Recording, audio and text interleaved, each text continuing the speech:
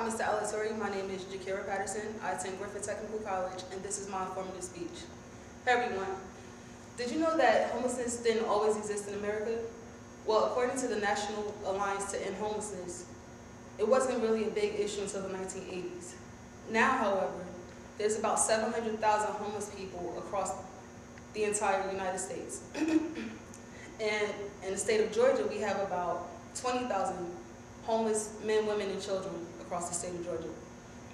Now, a lot of people have lost their jobs because of the recession, been laid off, and it trickled down where their homes were forced into foreclosure. So, with that being said, they weren't able to afford their mortgages anymore because of unemployment wasn't really enough as much as their salaries. So, a lot of them were able to get government assistance, for example, welfare, or being placed in a shelter or some form of transitional housing.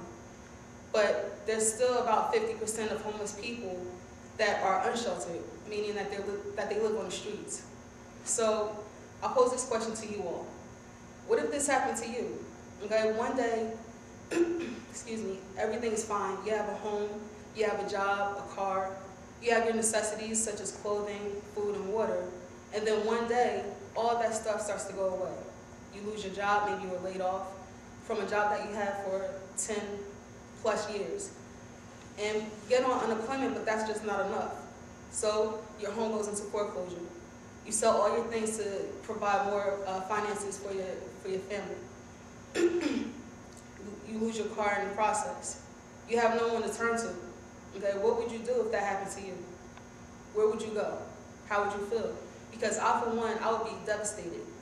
But with that scenario in mind, how would you feel if, of huge companies who generate millions and billions of dollars of revenue every year, what if they were taking unused clothes that they couldn't sell and just tossing them out? That's pretty selfish, isn't it? I would feel really hurt by that. And that's exactly what's going on. The New York Times reported in their January 6, 2010 issue that Walmart and another store called H&M, they were taking unused clothes that they weren't able to sell and throwing them out in dumpsters. And to make matters worse, not only were they throwing those items out, they were tearing them apart. They were mutilating them. They were cutting off the fingertips of gloves. They were throwing out socks. They were taking jackets and slashing through them, cutting off the sleeves so that nobody could wear them. And if somebody found them, they didn't want them to be able to resell them. So they were just mutilating all these items instead of donating them to charities that could actually put those things to good use. How do you feel about that? That's awful. It's terrible. And when the person found this, they tried to contact these companies themselves, and they got no response. So with that being said, they went to the New York Times, and they told them about the story. New York Times went on and contacted them, and those companies got back to them within a few days, and they said that they had no idea that this was going on. Do you really believe that? Come on. How can you not know what's going on with your own store? And it's really bad because, it's a trickle-down effect, right? A lot of stores like Target, I work for Target, and we donate our unused clothing.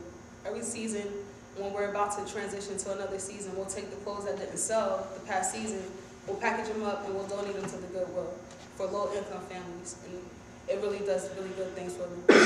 Okay? So I'll pose this question to you now. What are you guys doing? Thank you.